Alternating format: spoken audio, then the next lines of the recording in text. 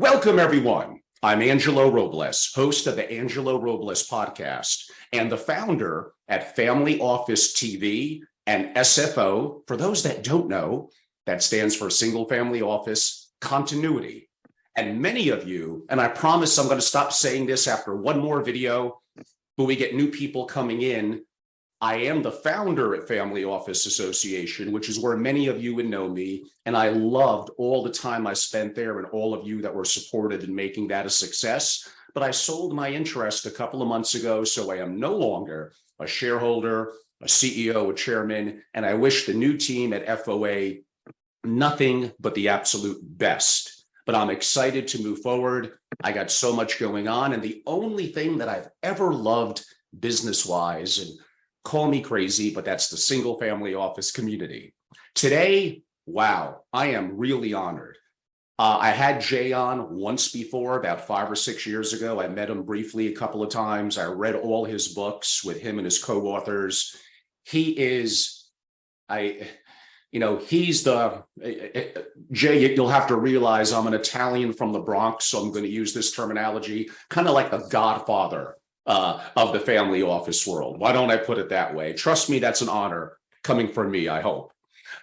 So as you all know now, today is Jay Hughes, the most renowned thought leader among families of wealth and their family offices. For those of you who have been living under a rock, I don't get it, and are not as familiar with Jay, but maybe you're younger, maybe you're more in the investment community. I'm going to read a little bit, and really it's only a little bit of Jay's background because I think it's important to set the context.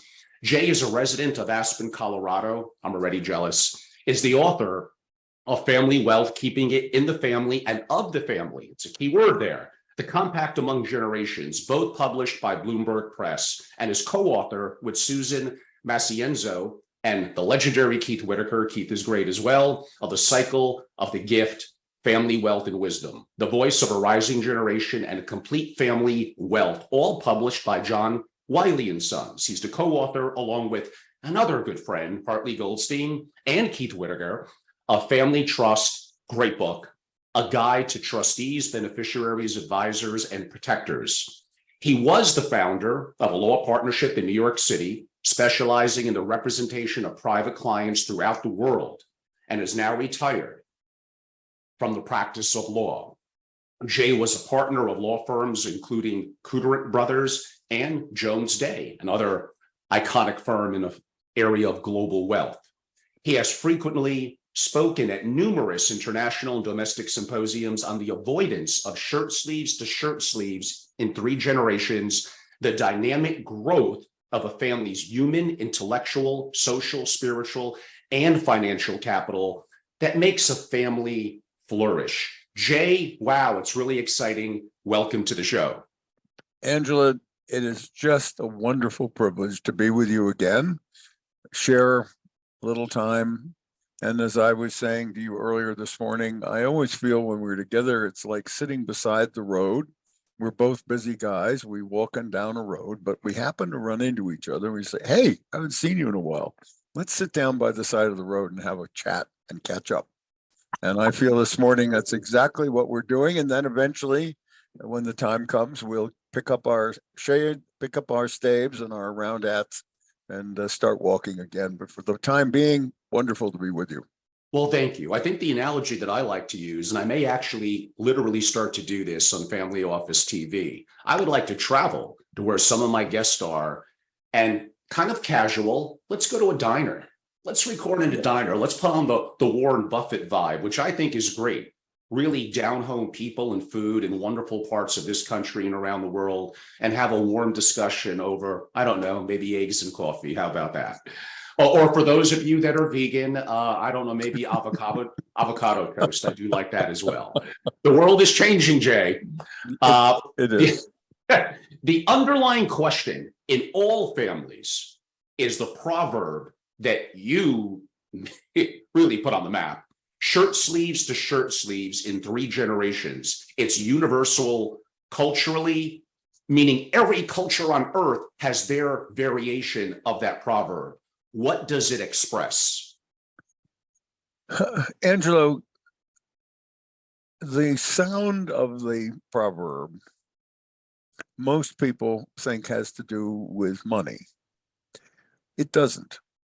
The proverb is about a different question. The proverb is about a question of family wealth as well-being.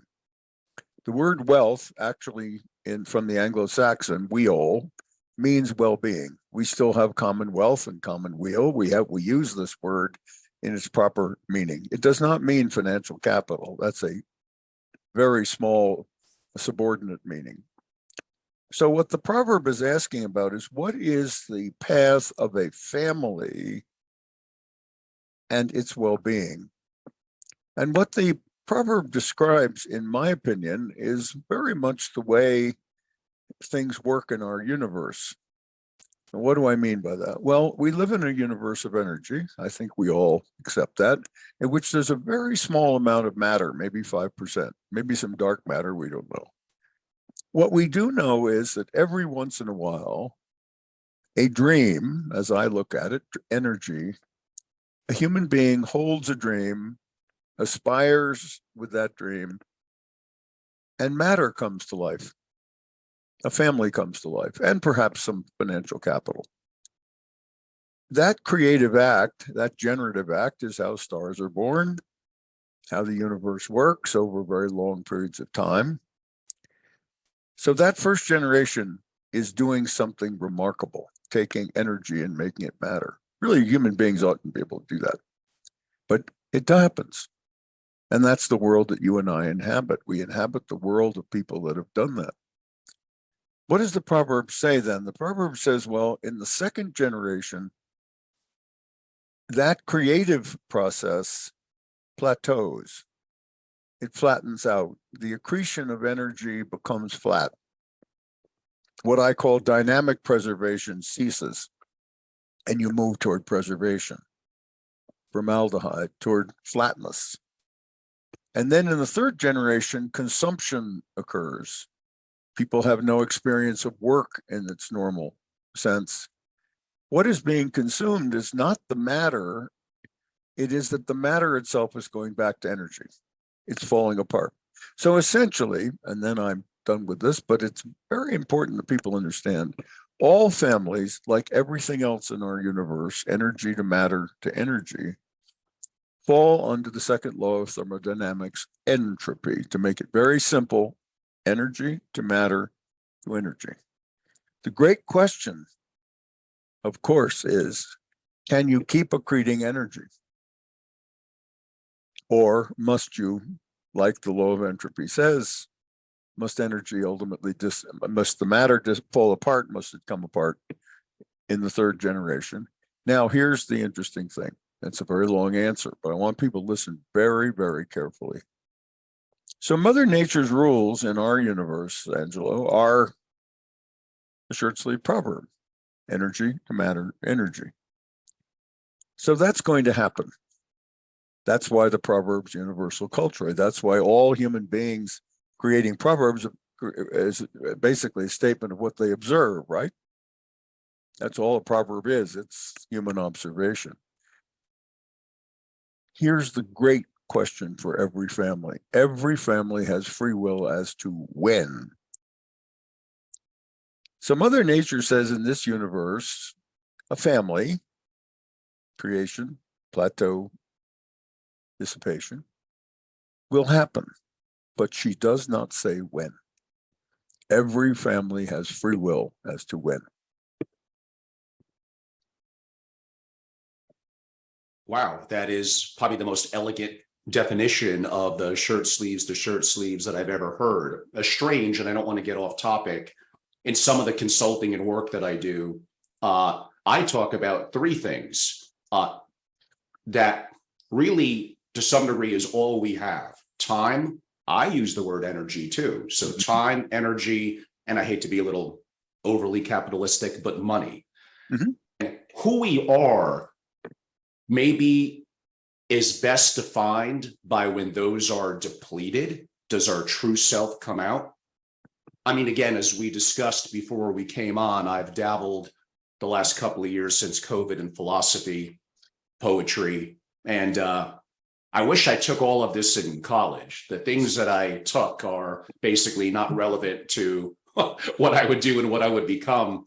I think a lot of us, a lot of the young ones are getting away from things like philosophy, that although you could argue doesn't have a traditional career track, what it does do is it causes us to be critical thinkers and it causes us to think for ourselves. What do you think, Jay? Well, if we took a Greek position for the moment, taking poetry and philosophy, and we went to the Mount Olympus to talk to the goddess and find out our fate, our destiny, what would we find, Angelo, when we got there? So it's a journey, of course. Everything that's important begins with a journey, doesn't it? And as the great Chinese philosopher said, every good journey begins with the first step. And therefore you have to figure out what is the right foot of that step.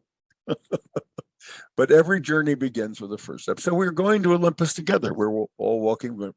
We want to hear from the goddess what our destiny is. So what do we find when we get to Mount Olympus? We find a gate, and we must go through that gate. And what does that gate say on it? Know thyself. When we walk through that gate, we come to a second gate before we get to the goddess, which says nothing too much, nothing too much. Then we move toward the goddess. So what are the Greeks offering us? A remarkably interesting way to live one's life. Know thyself, and then nothing too much, which means prudence and temperance, nothing, but living life gently and fully, having first known oneself. And by the way, all the great families that I've known practice that, whether they use that language or not. Wow. Yeah, that's great advice. When someone like you, well over 50 years, by the way, in the business, tells you that that's a common trait among all families that we would define as being successful, I think that's something to get my audience's attention.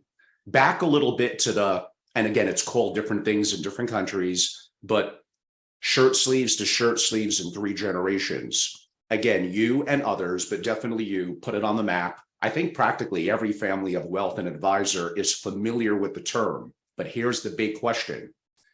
We know it's going to be a problem, and yet it continues to happen. Why? Well, if I knew the answer to that, maybe I could save a few more lives trying to figure it out. I think I came into this one with this job, and I'm doing my best I can at 80 to stay on the course. Angela, the best answer I can offer today is the same answer that I offered nearly 30 years ago when I wrote Family Wealth. I wanted to put out into the world an idea that came from my parents, from my studies, that I thought might be an antidote. Because it seems so sad, but more importantly, it just seemed wasteful. You know, I'm an old-fashioned Calvinist who lives his life as a Buddhist. I'm a very peculiar character.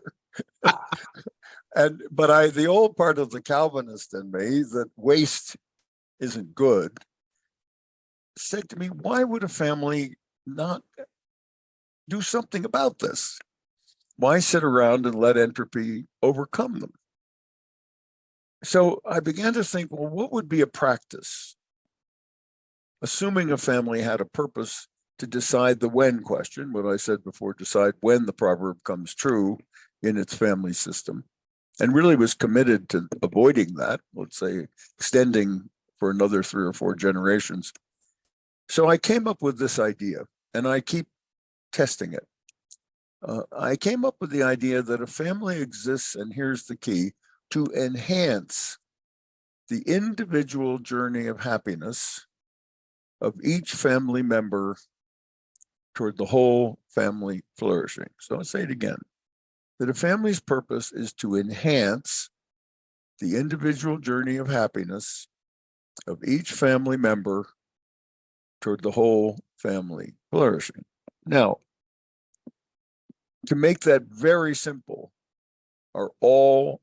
is every family member every day asking, at some big or small way, are all the family members' boats rising? Do we have any that are sinking? Can we become an armada, if you will, a flotilla, whatever word you like, of boats sailing together? But you can't do that unless there is that individual enhancement. And enhance, Angelo, is that wonderful word in English that's only positive. If I enhance something, I have made it better. There's no negativity in that word.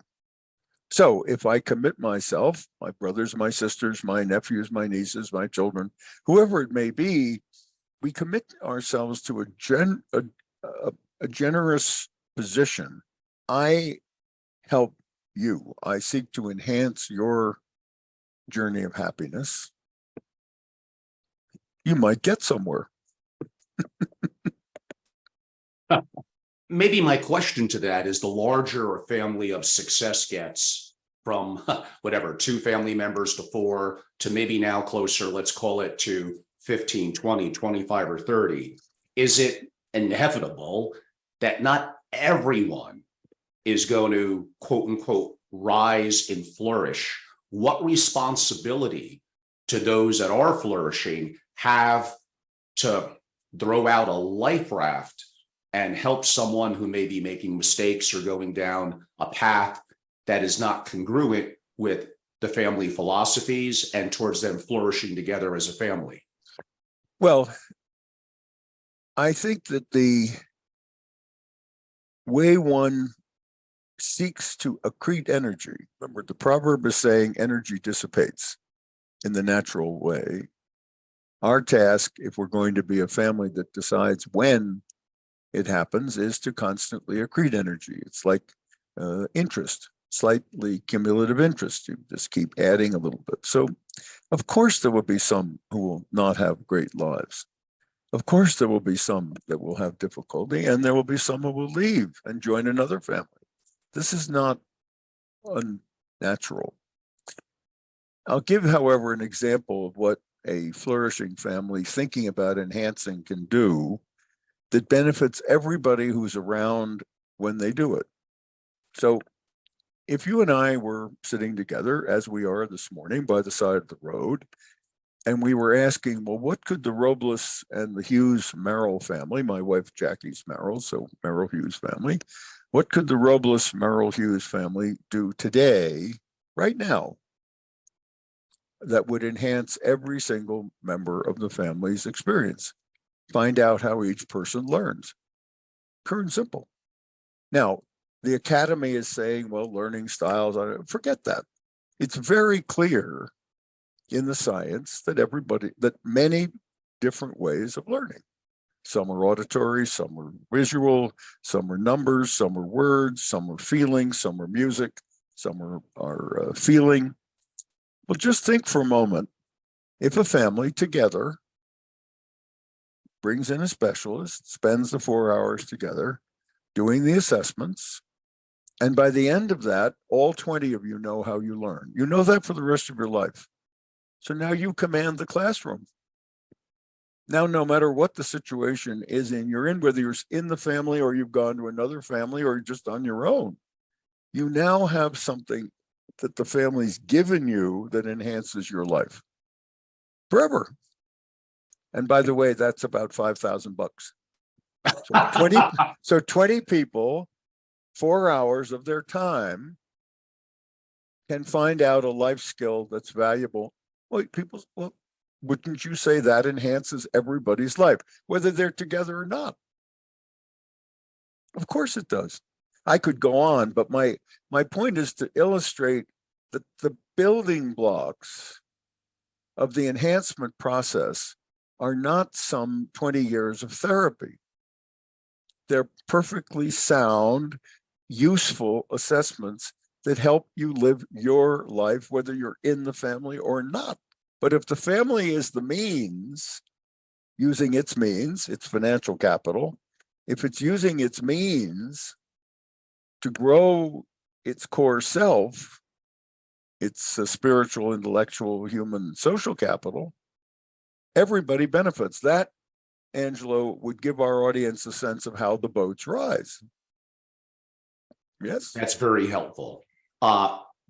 Just to give the audience a little bit of context, over the next 10, 15 minutes, we're still building a little bit of a foundation, shirt sleeves to shirt sleeves. I'm going to ask soon, identifying, why am I here? Who am I? And Jay's 5 capitals, which I think is important to do a brief review of all 5. But I am going to ask Jay right after that. I'm known for my hooks.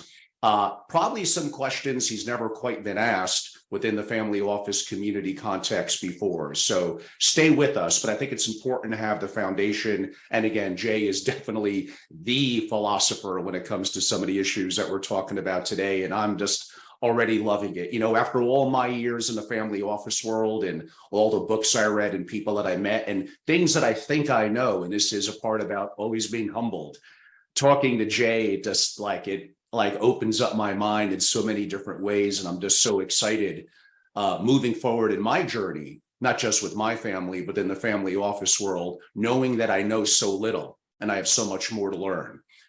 Jay, I hinted at it about a minute ago. Should we all be asking ourselves, and sometimes I think I'm afraid to, why am I here and who am I? I think we must always be asking that question. Who am I and why am I here? That question is essential. As I said earlier, that's the know thyself was the first gate of Olympus. It's also the first gate of almost every spiritual tradition. Who am I? Why am I here? What is my purpose?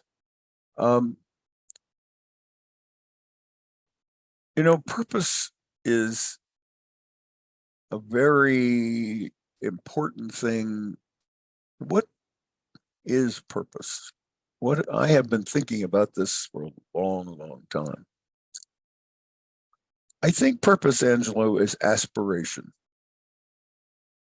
I spent years traveling around the world, and everyone I met for about 20 years, taxi drivers, people fixing my room, anybody I met anywhere, I asked them, what is your big dream? I got the most wonderful answers everywhere. I came to the conclusion that everyone has a big dream, regardless of where he or she is in this lifetime. As I've gotten older, I've thought, well, dream, yes, that's probably was the right question. But could I have asked a better question? What is your aspiration? And by the way, the Latin that makes up aspiration is ad spiratu, to spirit. Aspiration. I wish I'd known that question. So I'm beginning to ask people, and now as often as I can, what's your aspiration? I'm getting wonderful answers. And you know what? A bunch of them are people who have never not only been asked if they have a big dream, but they've never asked what their aspiration is.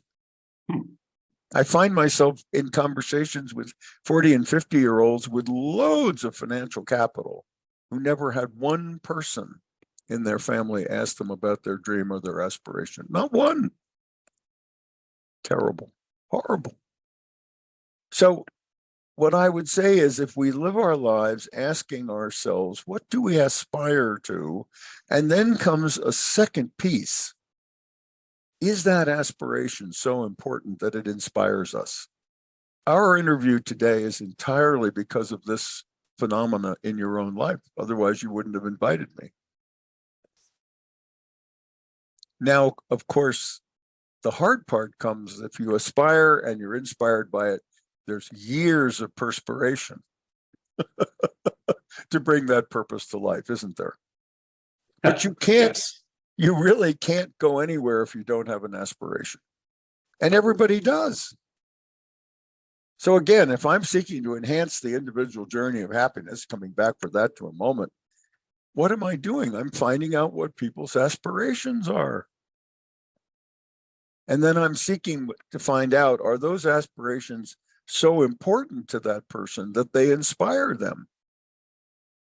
And that they will then do over a long period of time, a persevering work to grow themselves. That is where I think we discover purpose, and that's where we discover who we are, and then we discover what our journey is. And this is difficult, and yet it is, I think, my distillation of the human answer to your question. Who am I? What do I aspire to? Well, thank you. And I'm looking at a note that I took, what you said, which I thought was very powerful. Basically, that family exists to enhance, the key word, the lives of its members. Yes. That's very collective as a unit defined as family. But you also state that who am I? What are my aspirations? So there really is a combination of individualism coupled with the bond we share as family, whether blood or whether married in or adopted, whatever. However I define family, I'm somewhat balancing a little bit of personal and collective as a group, that we're better together than apart. Angelo, you are, and of course you are. Let's take this very quickly. Family, by definition, in Webster, must be two or more people. You cannot have a single person family. You can have a single person household, but you cannot have a single family. So you have to have two or more members. What is the core genesis act of two people that creates family? It's a strange thing to this individual question that you ask. It is, am I prepared to give up freedom to help you, knowing I cannot know, even if you say so, you'll help me? The core of every human community is that awareness. So in our lives, individually, that's your question, 2 or 3 times in our lives, we will make a decision. I watch this all the time. It's magnificent. When a human being consciously gives up freedom to gain freedom, consciously says, I will join you in this journey, this thing called family, or real partnership, not a joint venture, a real partnership, because it's good for me. I give up freedom voluntarily to help you. I promise to help you. These are the vows, by the way, of a wedding in every tradition on the planet. I'm giving up freedom to gain freedom, but I can't know if I will. All I can know, Angelo, is I will help you today. Have you helped me? Yes, already, with wonderful questions, but I couldn't know if you would have. So the core question is the individual. Of course it is. It's not forcing someone into something. And by the way, that's why blood is a meaningless definition. It's just good if you're in the emergency room, you need to know what kind you are. Real families are affinity groups. They grow through the word affinity means positive personal connection, or chemistry or biology, it's the positive connecting word. So if I'm going to be in family, 2 or more, I have to make a decision to join that family. And that means I have to promise to help the other people, giving up my freedom to do so because I believe they will help me, but I can't know. That's an existential question.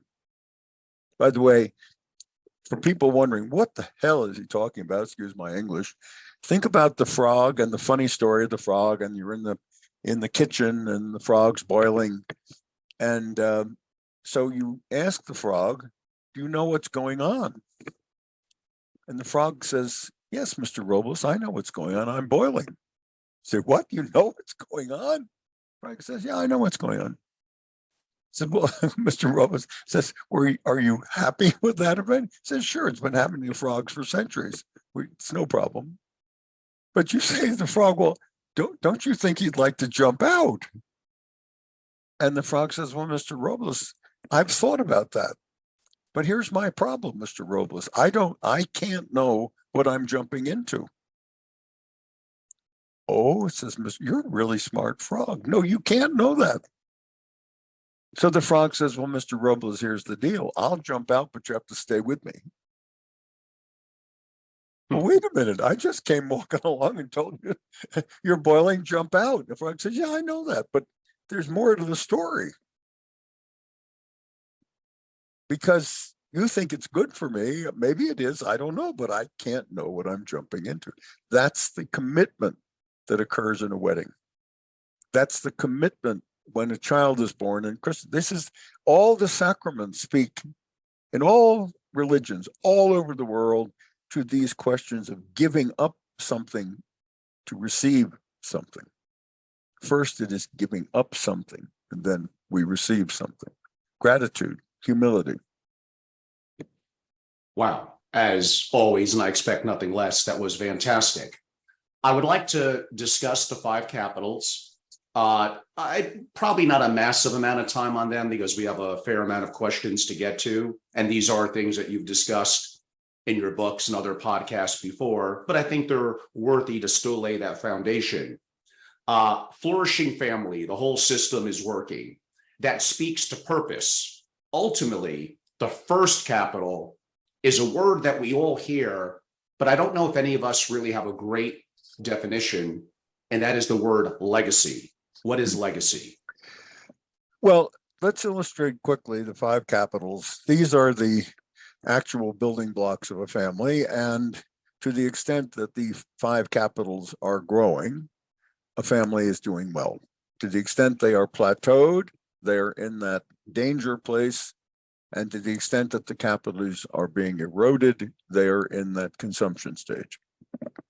What are they? I illustrate them with my right hand. Financial capital is the thumb sticking down. It's the tree, it's the root of the tree that supports growing the qualitative capitals. One is quantitative, four qualitative. Spiritual, social, intellectual, and human capital. So for spiritual, we're going to include the word legacy, purpose, history, story. Social capital, can we make joint decisions together? Intellectual capital, are we a lifelong learning system? Human capital, are we thriving as human individuals? And then is the financial capital rooted, supporting growing those four? So not only do those capitals express what the capital of a family actually is, its qualitative self, it gives a purpose to the quantitative capital. I mean, Angela, without making big sweeping statements, any family that I have ever encountered anywhere in the world that sees itself as its money, my thumb is now sticking up, my other fingers have disappeared, always Mother Nature is very happy. They're going back into the energy pool. Wow, that's great. So yes, I think giving the quick outline of the five capitals and how you described it's very important. So some of them, and maybe legacy I mentioned, social would be another. You mentioned, I believe, intellectual capital. Most families of wealth are going to look at with the dumb on top because they don't know any better yet, especially if they're newer to this, the financial capital that defines their quote unquote, their wealth. How did they begin to understand things like legacy, social, and intellectual capital?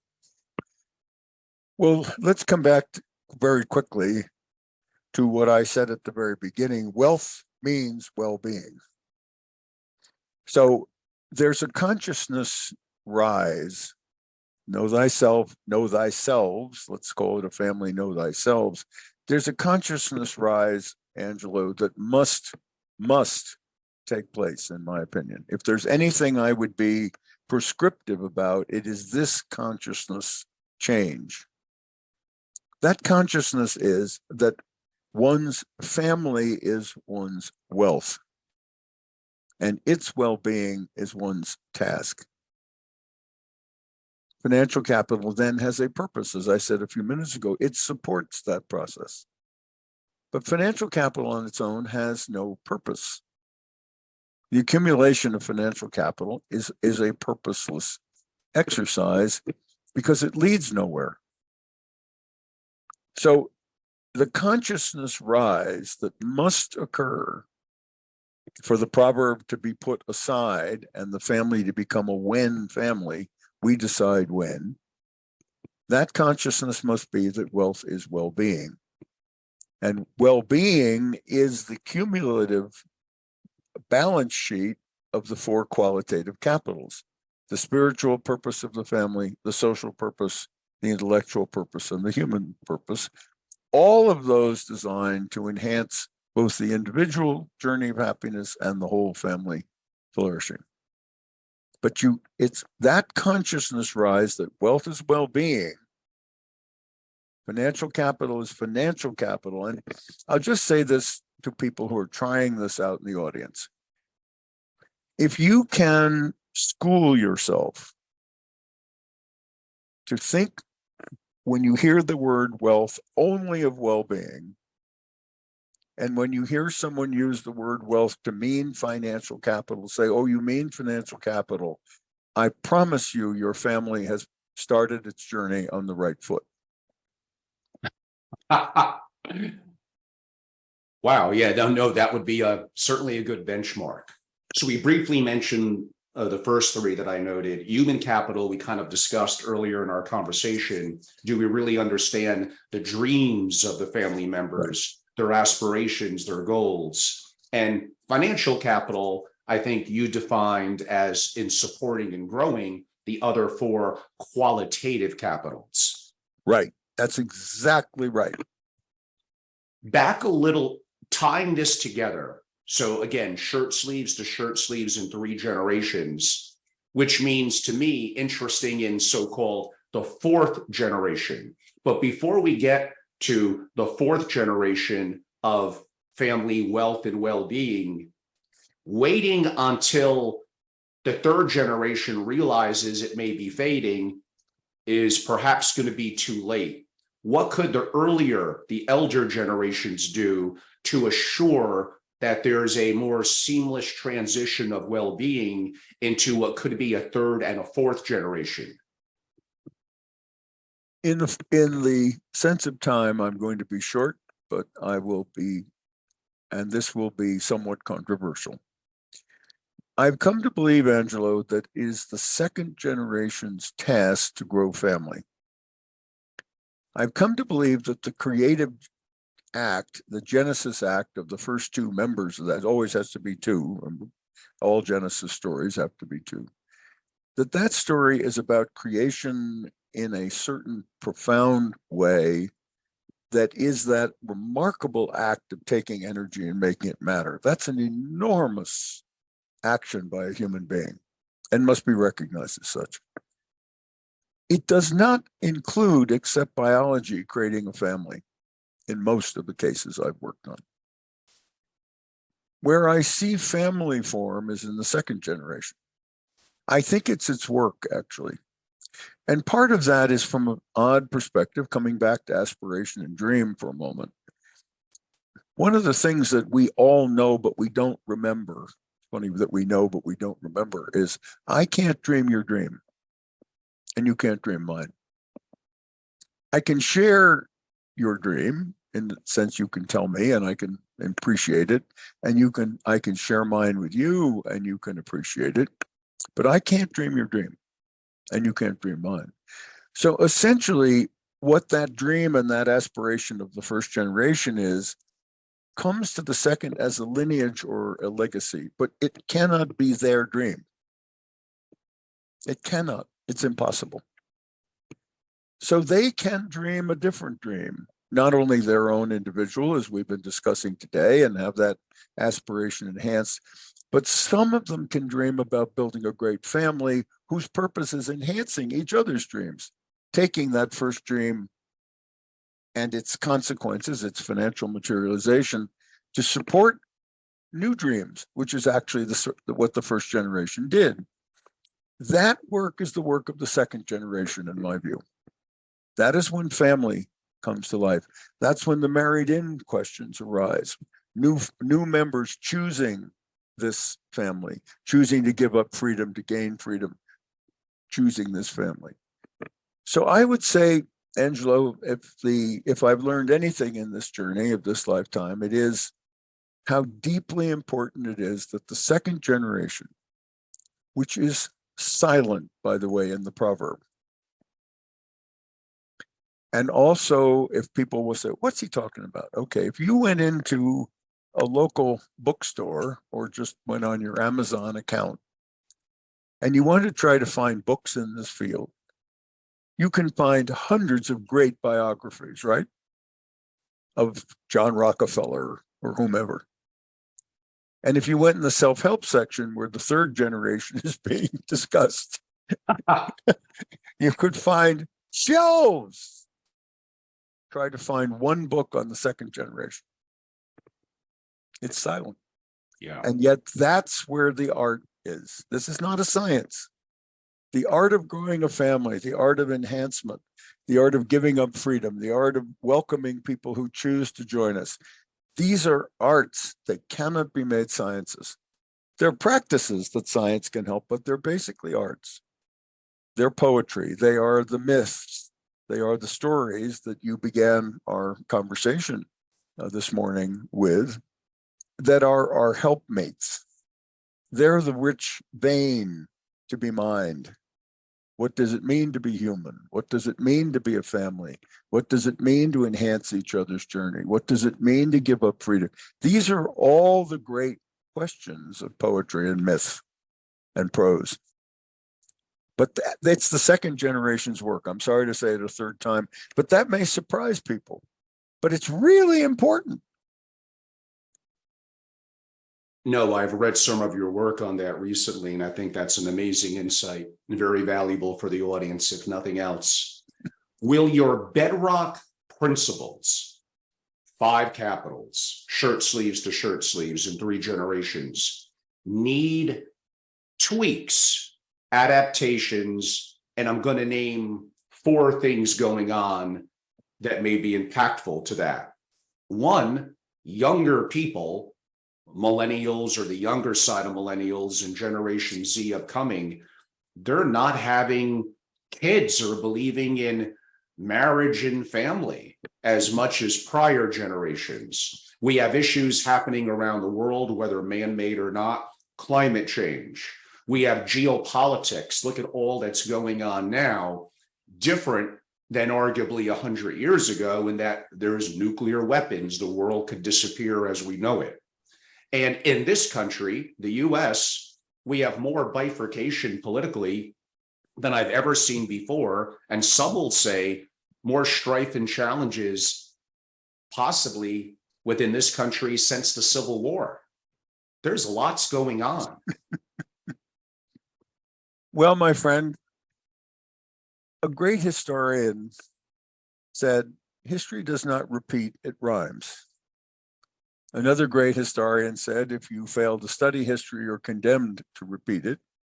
These were wise men and women, by the way, had the same idea. Where am I going with this? The most timeless thing I know, and it is my beacon. So if we think back to the Exodus and the beacon of fire in the desert that the Israelis, before they became, were following, what is my beacon? What gets me up in the morning and says, this is wisdom? A Greek guy by the name of Aristotle, that probably is a name somebody said, who the hell was that? Excuse my English again. But Aristotle was one of the great thinkers of the world. And he wasn't just a Greek. He studied all the different ideas and the things he could observe. He wrote a book called The Politics. I'm not recommending the audience read it, but it's a pretty good book, actually. And it's a book in which he worked out some ideas from his teacher, who was Plato. It's pretty good to have Plato as a teacher. So what did Aristotle say about these issues, these current issues that you've mentioned, all of which are very important? What he said is this: if you want a flourishing society, then you must understand that the building block of a flourishing society must be flourishing families, and vice versa, that the first building block of a flourishing society is a flourishing family. My view is that he is absolutely right in 360 BC or whenever he wrote the book, and he is right today. So the kvetching, as I'm an old New Yorker, about this and that, all of these are serious issues. I didn't suggest for a moment they're not serious. What I would say is that if you lived in any other historical time, you would find 3 or 4 big issues too, obstacles, and human beings figure them out. That's why we're here today. They figured them out. One of the things that I point out when there's a parade of these hard ones, as you said, is, well, wait a minute. During the same time that these issues that you've mentioned, and everyone is important, please don't anyone here, I'm diminishing them. 4 billion people came out of poverty in the last 50 years. What? We didn't tell us that. Not, I don't mean you, Angela, but what did Mr. Hughes say? So yeah, in the last 50 years, 4 billion people came out of poverty. We have less poverty on the planet than at any time in 300,000 years of human history. Huh? Really? Well, nobody's talking about that. Really? Well, think of the human intellectual and human capital, social capital and spiritual capital that has been born as 4 billion human beings came out of poverty. Do you think they will solve these problems? Yes. The intellectual and human capital has never been in larger supply. So, yes, we have problems. But my view is if the family, as Aristotle said, is flourishing, and thus the individual building block of a flourishing society, then we will have the means to figure out the obstacles. That's our job. I will also say, however, that the family in the West, not necessarily in the Far East or in India, the family in the West is in danger. It is in danger. And so asking ourselves, how important is family to us? And remember, family's affinity, it's not blood. I want to say this again. I'm not talking about families of blood. There is no such thing. I'm talking about families growing their affinity, their positive connection to each other, their willingness to give up freedom to gain freedom, their willingness to enhance each other's journey of happiness. Is the family that one is establishing doing those things? And they're practical. These are not wishy-washy philosophical principles. These are practical things you can do every day. But without that Aristotelian idea, this thing falls apart.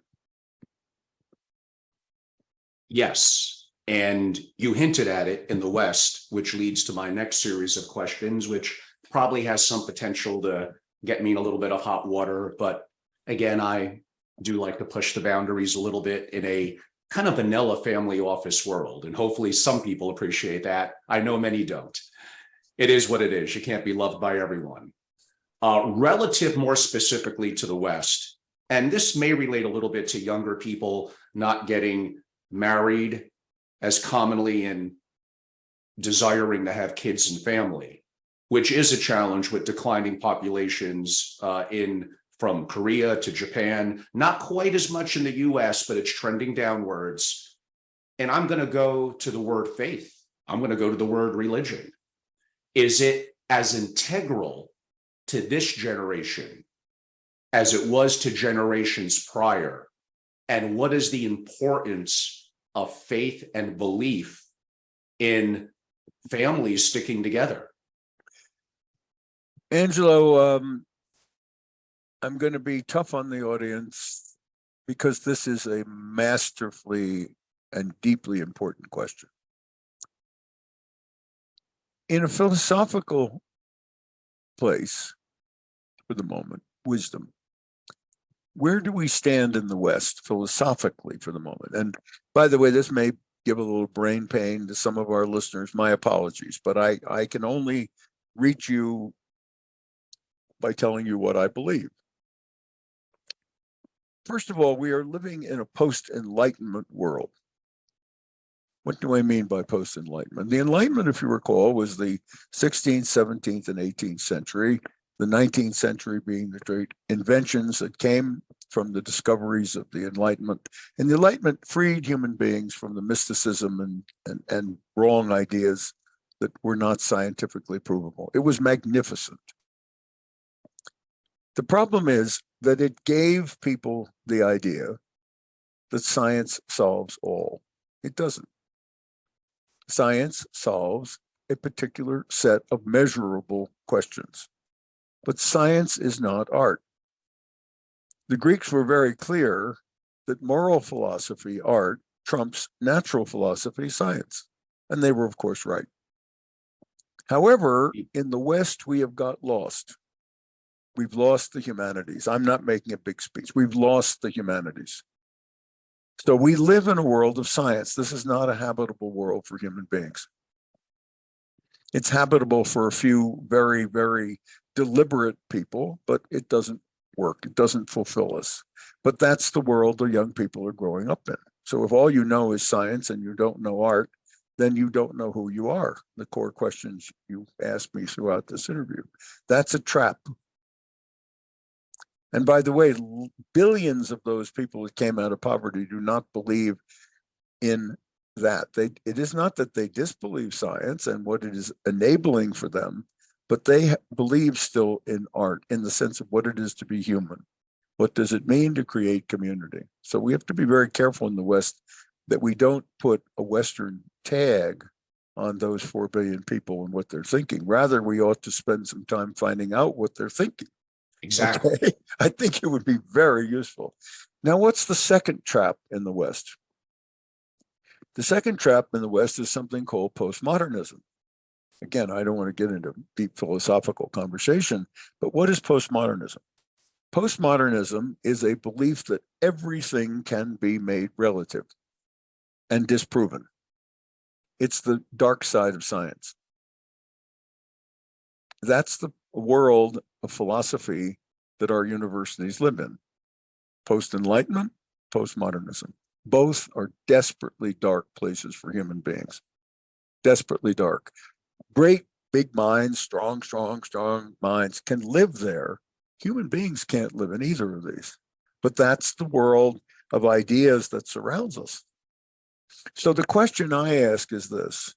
Robert Wright was a great writer and a lovely man with some great books. In a book that he wrote on the history of the Abrahamic religions, remember, I'm a Buddhist practitioner and an ex-Calvinist, still Calvinist. He asked an incredibly important question. He asked the reader, do you believe, very much as Martin Luther King said, that the arc of the moral universe is positive? Do you believe that? I made a bet after I read that book by Robert Wright and I was asked that question. I made a bet that I do believe that. That I believe that the moral arc of our universe is positive. I agree with Martin Luther King.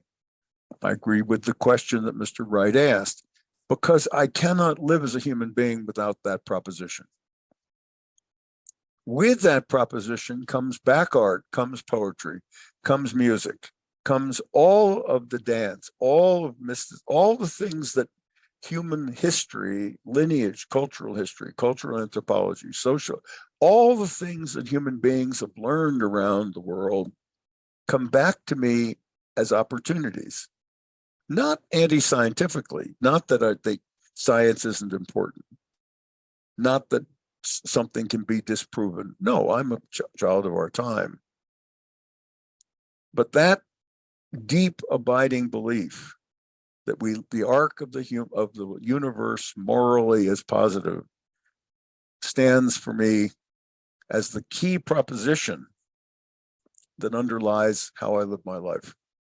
If that sounded fancy and hortatory, I apologize.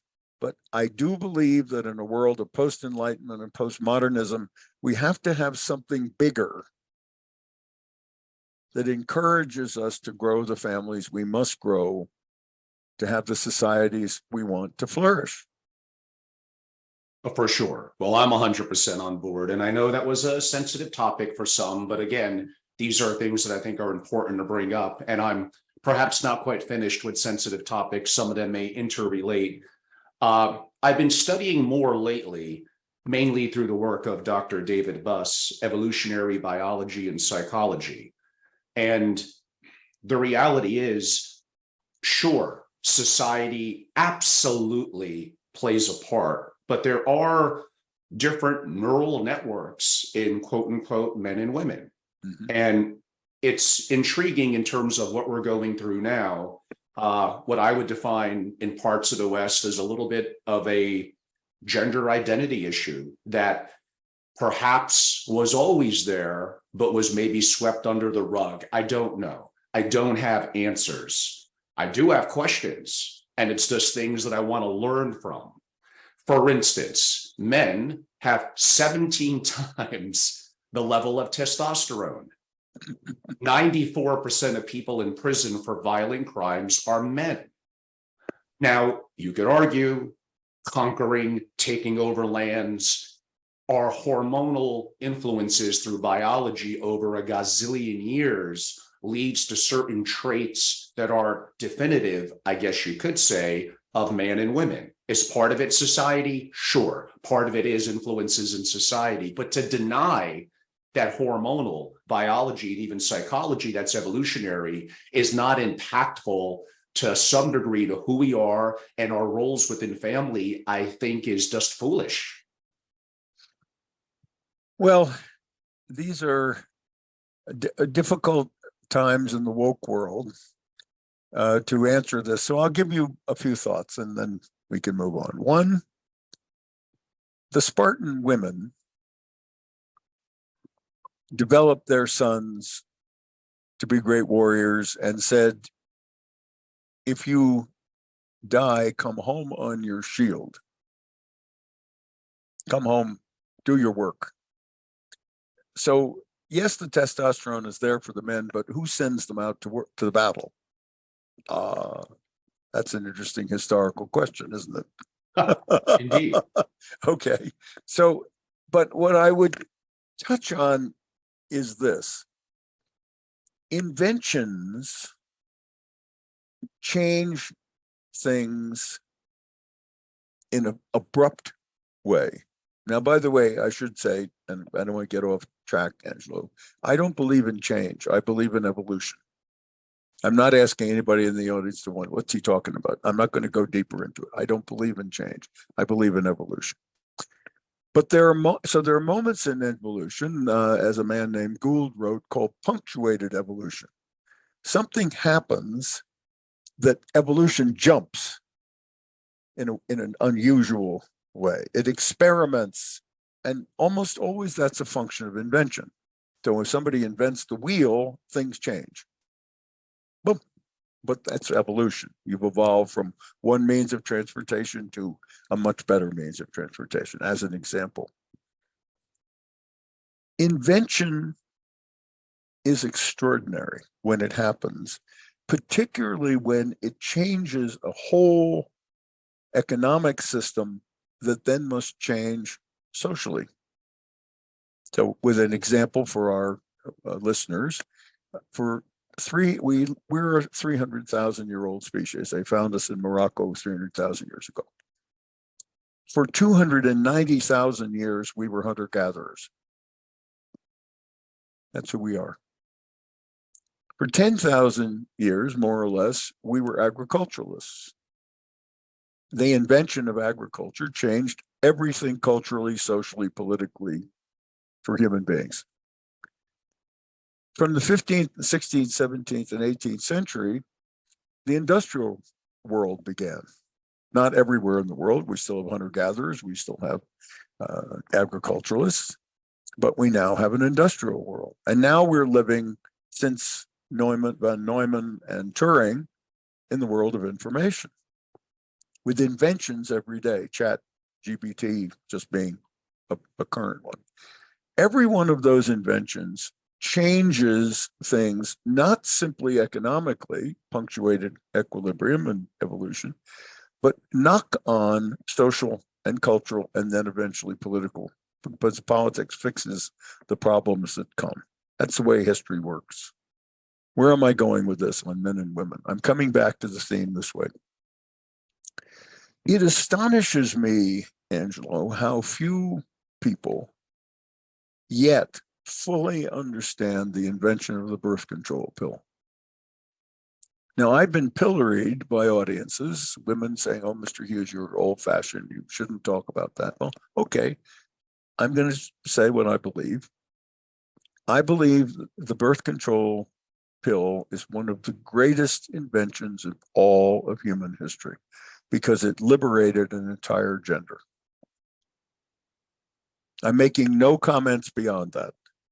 But what I can see is that a huge amount of the demography falling off of children around the world, you know why that's happening? You say the birth control pill? No. The birth control pill is the invention that permitted female literacy around the world to occur. There's a correlation of one for the scientists in the audience. They said there's no one. No, there's a correlation of one between a woman learning to read and having 2 children. One, not 0.99, one. Isn't that fascinating? How does a woman become literate? Birth control pill. It's an invention to do so, but it has had enormous consequences to the question that you're raising. And there was a famous story to illustrate what I'm going to say about we have no idea yet of its full consequences. And you remember that President Nixon went to China to visit with Mao Zedong. And while he was there, he had dinner with Zhou Enlai. Zhou Enlai was the great beard of Mao Zedong. He was a great number 2 that helped Mao Zedong be who he was. So Nixon is having a conversation with Zhou Enlai, and Nixon was actually quite a historian. And he knew that Zhou Enlai had gone to school in Paris, which he had as a young man. Deng Xiaoping, by the way, also, it's interesting with the Chinese, went to school in Paris. He had his university. Very interesting connections between these remarkable Eastern figures in modern times. So Nixon asked Zhou Enlai, what do you think about the French Revolution, 1789? This is what, 1980 something or other. And Zhou Enlai said, Mr. President, it's 200 years on. It's much too early to know the consequences of the French Revolution.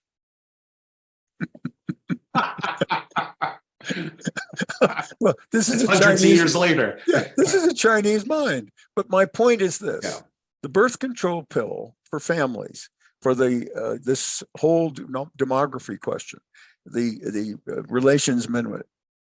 This invention has social and cultural consequences we haven't yet even remotely understood. That was Zhou Enlai's great question.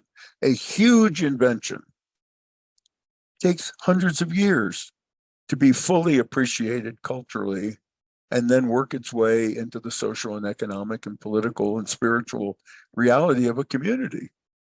But so when people ask me this question, I say, well, take a look at the birth control, but just look at what has happened for men and women, women and men, since that remarkable invention, and look and see how it affects everything. No different than CRISPR. We could say the new invention by Jennifer Doudna of CRISPR, or by the way, Lisa Miller with the awakened brain.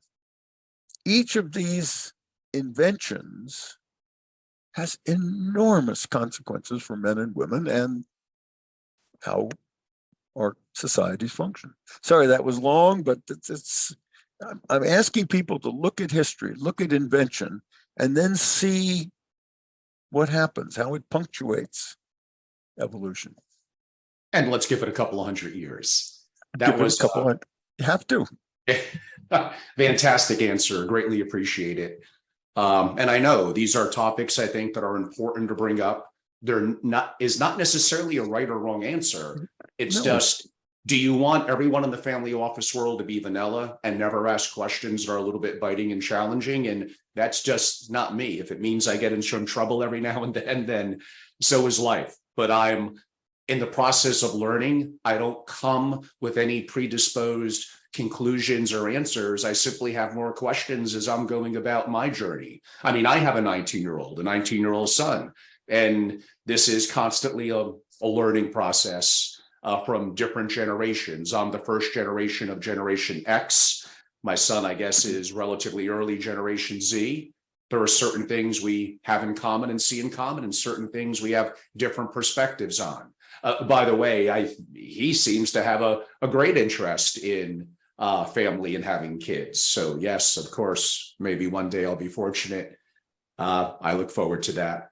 Somewhat related in an indirect way, you go back to how for many thousands of years, humans were effectively, as hunters and gatherers, and even to some degree in the agricultural world, kind of tribes. And tribes were generally, in my math and history, maybe a little off, let's call it about 150 people.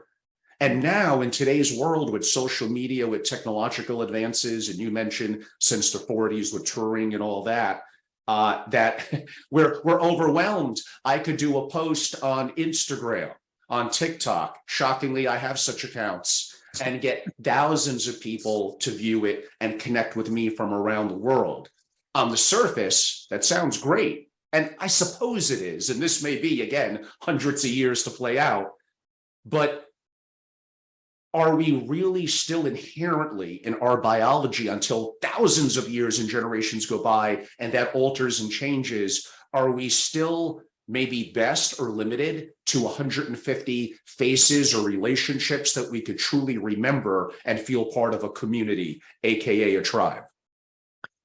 I think so, to some extent. The funny thing about the various mediums that you were talking about that are all modern inventions from really Turing and von Neumann and the development of the cyber world. The great shadow side of them, of course, is that 1/3 to 40% of the young men and women like your son end up in mental health services the first year of college. Inventions have shadow sides. Always, just as Jung taught, anything human has a shadow side. It always does. It always has a shadow side. And if I could illustrate that this way, gossip is always harmful, but it is also what all people do. And most of gossip is comparing one person to another, mostly unfavorably or with some kind of a flavor that makes somebody laugh in a bad way or whatever. But human beings have been comparing each other forever. What social media has done, and I'm not off your question, I'll come back to your tribe in a minute, is it's made everybody have instant gossip day after day after day, comparing themselves to each other. It is a disaster.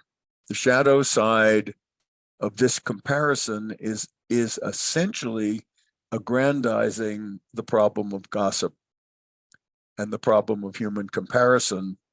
And as my mother taught me, comparison is always odious. This is an old Victorian view, but it's absolutely true. Okay. So yes, tribes are about 150 people. Most of us can really, if we think about it, maybe we can keep 30 or 40 really good relationships in a lifetime. But Angela, I'm going to use this question in a funny way to illustrate something that might not otherwise have come up today. Families ask me all the time in the tribal sense, the moment. So just think of our affinity group, cousins, mother, aunts, uncles, cousins, whatever. When I get in front of audiences and they say, Mr. Hughes, can you give me a way of testing how my family is doing and how I'm doing? And I say, yes, I'll give it to you in 3 minutes. What? 3 minutes? Yes. So this is what I asked them to do. I asked them, without taking out their personal device, their iPhone or whatever it is that they've got in their pocket. This is the question I asked them. Do you have all of your first cousin's contacts in your personal device? Now, I don't remind them, Angelo, that the first cousins are the grandchildren. That's the third generation, isn't it? See, I don't tell them that. When they're asking me about the proverb, how are we doing and are we flourishing? And, okay, I don't, of course, I'm not doing that. What I ask them is, do you have all of your first cousin's information? I don't think you'll be surprised, my dear colleague, that less than 40% of any audience I've ever spoken to anywhere in the world can answer that question, yes. So we live in a time where it's easy to have all that information. So would you agree those families are going into entropy? Of course they are. Yes. So now, still with the tribe, let's take the second question. So for those whose hands are still up, I asked them the second question. I say, if you phoned any one of your first cousins at random right now and said hi, would they say, hi, Angelo? Less than 10%. Wow. See how quickly Mother Nature raises the when question? Indeed. I mean, very basic and in our modern parlance. So this isn't, somebody got to go to Benares to find out what their lineage is in a Hindu sense. No, this is modern technology with the inventions, which should enable us, should is a very complicated word, should enable us to have all that information and be able to reach those people instantly. But the problem of entropy, of energy running away quietly, peacefully. She doesn't just run away noisily. She runs away on little cat feet, slowly. She takes a little every day. That little exercise, 40%, 10%, ouch. Wow. Like indeed. And by the way, audience, I literally have enough questions, including on character, including on mission statements and boards and family offices with Jay, that could literally be, again, I am a long form kind of guy, literally over 3 hours easily of interview. To be fair to Jay, we're about 15 minutes away from the bottom of the hour. Why don't we make sure that we do a stop at 11:30 Eastern, the bottom of the hour, which probably leaves about 2 or 3 more questions. So unfortunately, what I think are some great questions are going to have to be left on the cutting room floor until next time. But Jay, I think an important one to ask is, what mistakes do families, and maybe I'll throw in, because I'm a single family office guy, what mistakes do families and their single family offices working within the family to make them better in their well-being continue to make, no matter what you tell them? Okay. You are today, my dear colleague, the chief learning officer for every guest you have. You have dedicated your life to single family offices as their chief learning officer. If a single family office does not have a chief learning officer, then it has no means of enhancing the family's individual journeys of happiness. No, it has accountants, bankers, lawyers, and people to deal with the financial capital. Its eyes are on science. Its eyes are on accumulation.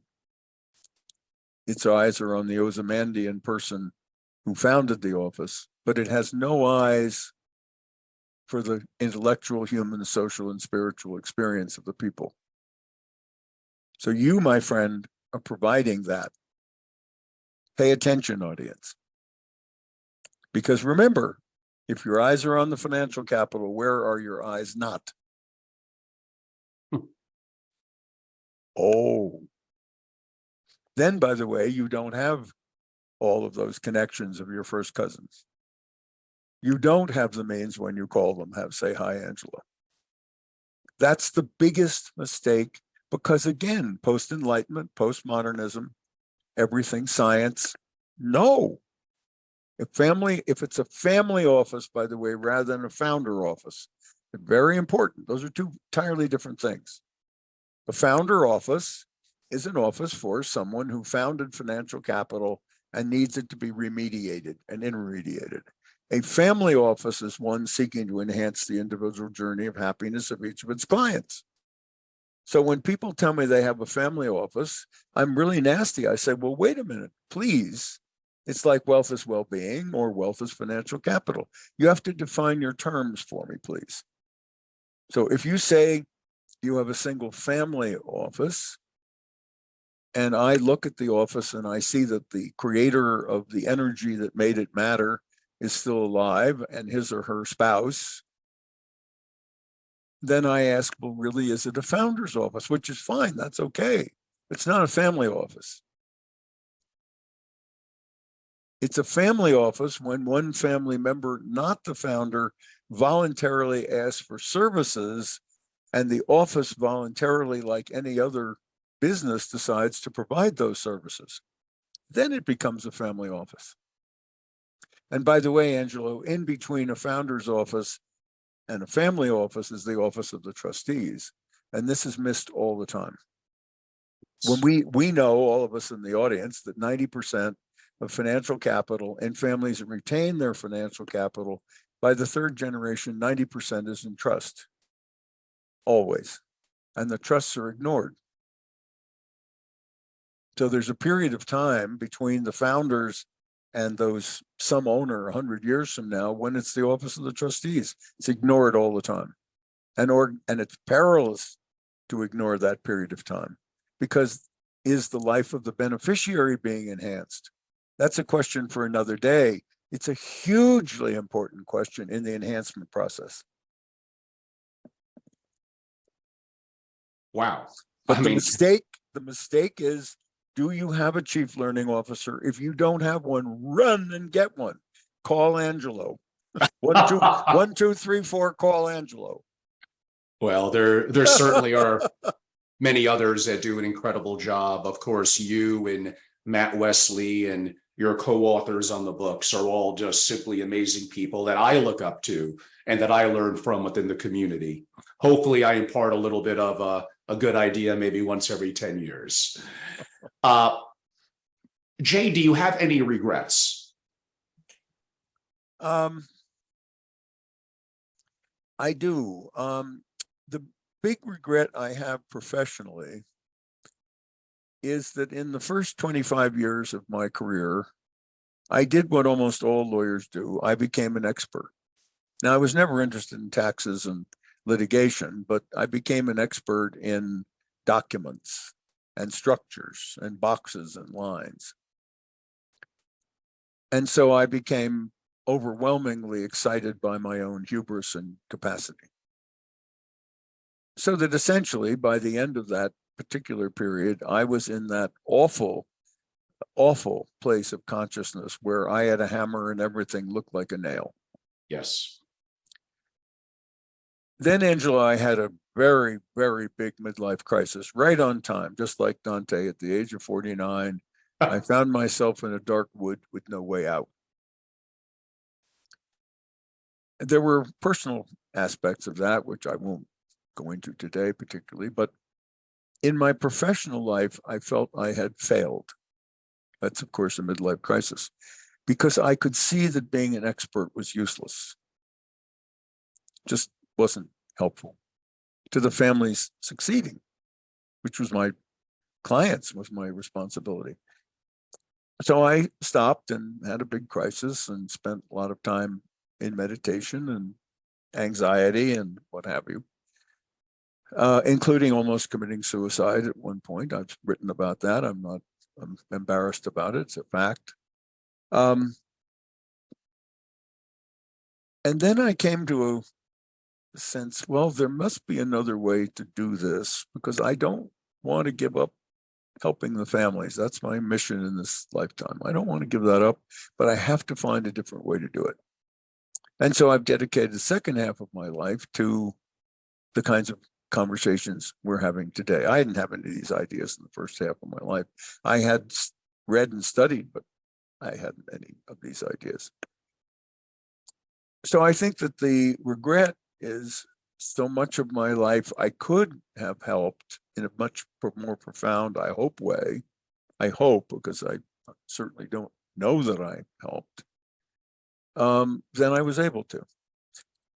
I would also say that I regret greatly, and that the law profession today has become the obstacle, in my view, to most of the families the lawyers serve flourishing. I say that with great pain. I'm the sixth generation lawyer. My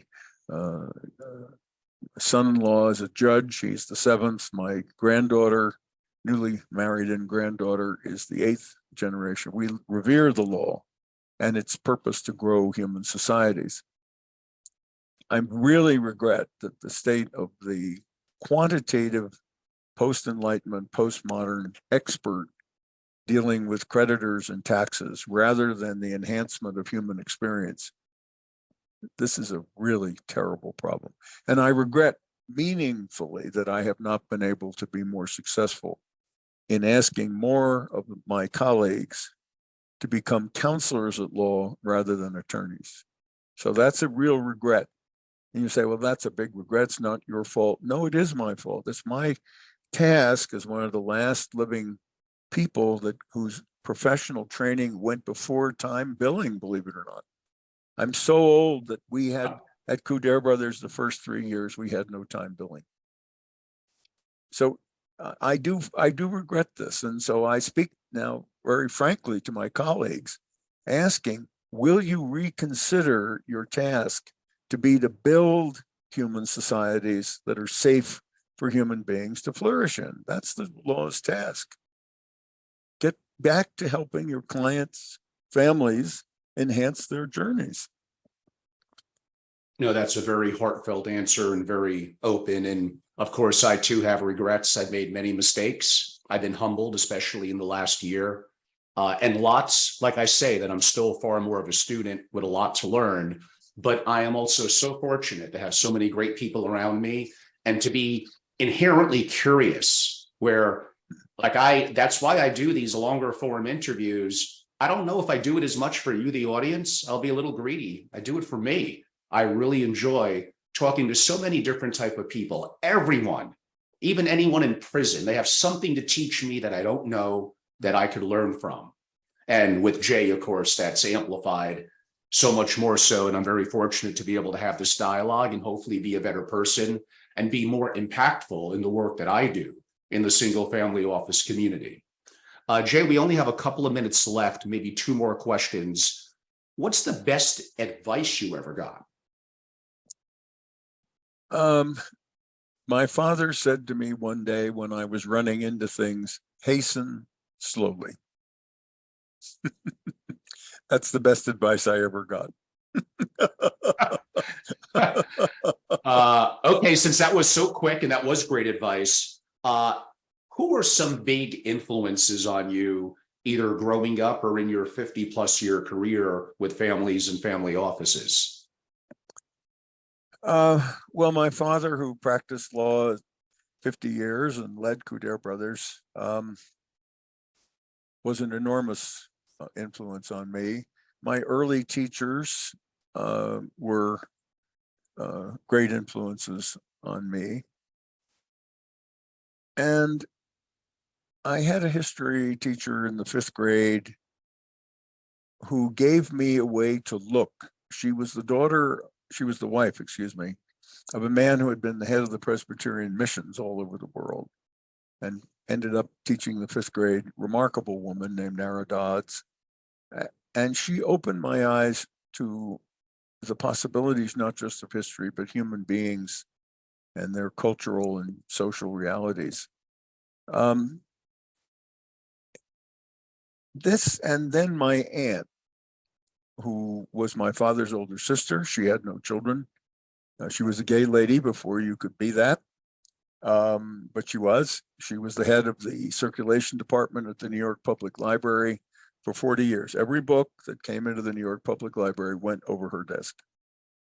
What an amazing, and she was a poet, amazing woman. She was my Eddie Mame. And she would take me from this odd place that she lived with my grandmother, and before that, her father, before he died, and my father, sort of a half basement. And people think of brownstones in New York. Their brownstone was a boarding house with the strangest people living in it you could imagine. So people think of brownstones, oh, it sounds really very tasty. Not really. And so we would climb up in the morning very early, and from her apartment, which was halfway down below the ground, and we would walk in New York City and have adventures. These are the people who've had the greatest influence on me. And then I think also great minds, particularly Angelo, and so I'll close this way. I wrote a paper, which your audience could find if they wanted to on the website of my foundation, the James E. Hughes Jr. Foundation, that has none of my own money. This was a gift to me 2 years ago, entirely out of the blue, unexpected, knocked me down, evolutionary jump. On that website, you can give it to them if they want to. There's a paper in the reflection section on the role of a great number two, a great person de confiance, not person d'affaires, but person de confiance. And there I list 30 names of the men in the world. I'm adding some women now, but the men in the world who historically have made someone else greater than he would or she would otherwise have been. Lord Burleigh and Queen Elizabeth's my favorite story. We don't have time for that today. These men and some women and their stories of being great number twos have been the great intellectual teachers of my life. Aristotle and I'll leave it this way for people to imagine, Aristotle a number two? No, he's only a number one. Well, remember that Philip was a king, small king of a small kingdom called Macedonia in the northern part of Greece, had a son who wasn't much good because the heir died. Heir and spare, sound familiar? Mm-hmm. And the heir died, and that was a real problem for the king. And he had this second son who wasn't much good. He said, I got to do something now with the second son because the first son's dead. So he heard about Aristotle, who we thought he heard was the wisest man around. He wrote down to Aristotle, he said, would you come up here and mentor my son? And Aristotle said, sure, I'll come up for a couple of years. So Aristotle left Athens and went up to Macedonia, to the capital there, and mentored this boy. And he turned out to be Alexander the Great. So if you have Aristotle as a mentor, you might turn out pretty successfully. I suppose number so. two, making another man or woman greater than they otherwise would have been. Those really are my great teachers. Well, How that's do fantastic. we serve? How do we serve in the most profound way? And Jay, I know the audience is going to want me to ask this last question. I'm assuming you're at least familiar with and hopefully have seen a show that is very well regarded on TV called Succession.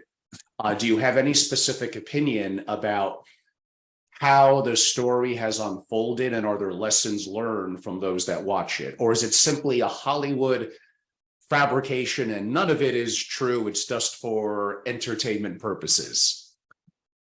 Well, theater has been both the comic figure with a smile and the tragic figure with a frown, the great means by which human beings have experienced each other, and wisdom lies in theater. If you want to learn how to decide quickly when entropy will enter your family, watch Succession. If you'd like to do something else and have a different outcome, watch Succession. And don't do what the theater there illustrates. So I think Succession is one of those theater entertainment that includes all the things not to do, which make wonderful gossip and great theater, but only if at the end you turn what you learn there, which is a tragedy, because their bodies lying on the ground effect in that show at the end, you turned into a comedy so your family has only people singing together in the last act. Excellent. I am so honored to have a pinch over an hour and a half with Jay Hughes. I felt I learned so much. It was incredibly valuable to me. And like I said, I literally have 15 pages. We went through about 4 pages of it. I did want to ask more about single family offices and the integration with some of the principles you talk about in family, boards, committees, mission statements, value, visions. They're all important. But I felt I wanted to also go down a specific direction and maybe get some new information that you may not have heard from Jay before. But definitely those other topics are great. I mean, I was even going to ask about the impact of early America that were made going back even before that with the Scots. Even I could argue with Viking heritage. And there's lots of things that led to the American perspective of freedom and liberty that are unique to this country. And to some of it has been exported, I guess you could say, around the world, but we just didn't have the time. There'll be another time, another guest, but there is only one Jay Hughes. Jay, for those that would like to learn more about your work, again, your books are incredible. Certainly they could go to Amazon, even put in your name and see the great books and your incredible co-authors, Susan, Keith, and Hartley, and others that are amazing, of course, in their own right. Is there any specific website or foundation that you would recommend they could go to learn more as well? Yeah, if you go to www.jehjf.org, which stands for James E. Hughes Jr. Foundation, but it's the actual, just the letters, www.jehjf.org. You can find there a great deal of what we discussed this morning, not everything, of course, but there are things there that I think you could read, might spark your curiosity, and see sort of what you might find there that could be useful. I hope something would be useful to you.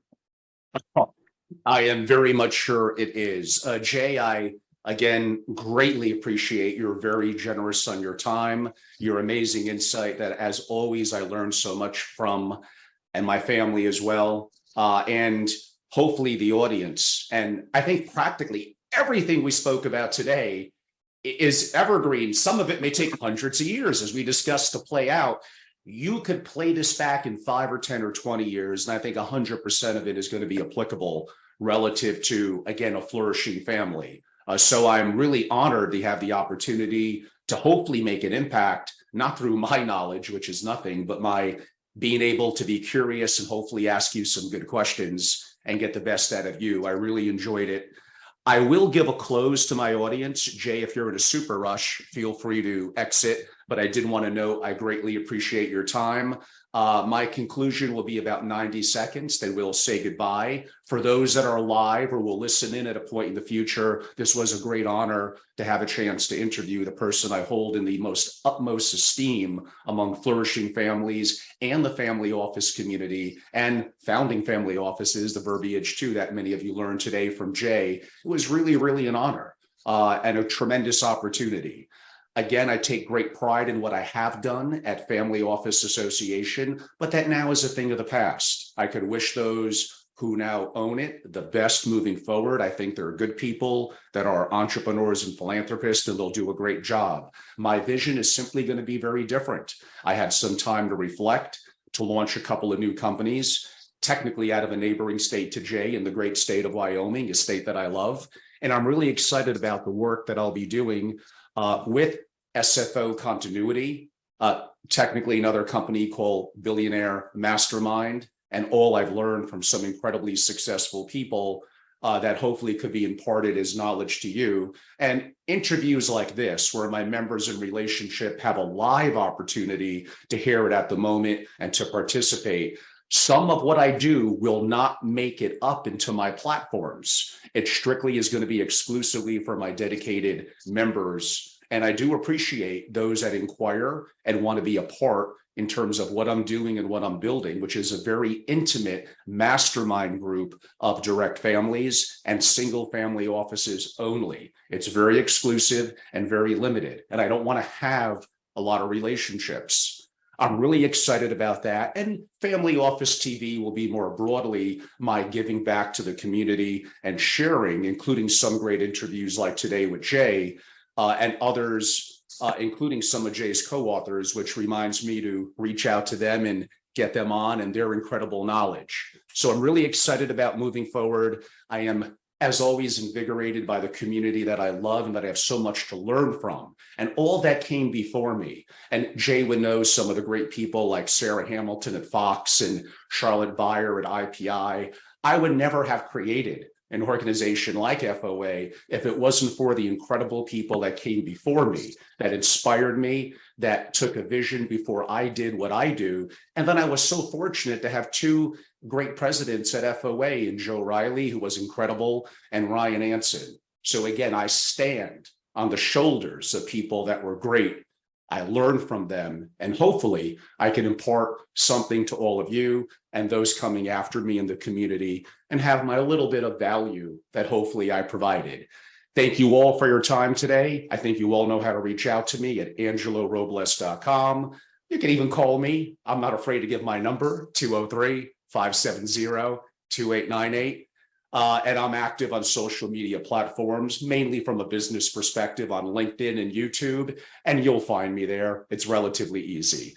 Everyone, thank you so much. I appreciate you, my live audience, those that will watch or view in the future.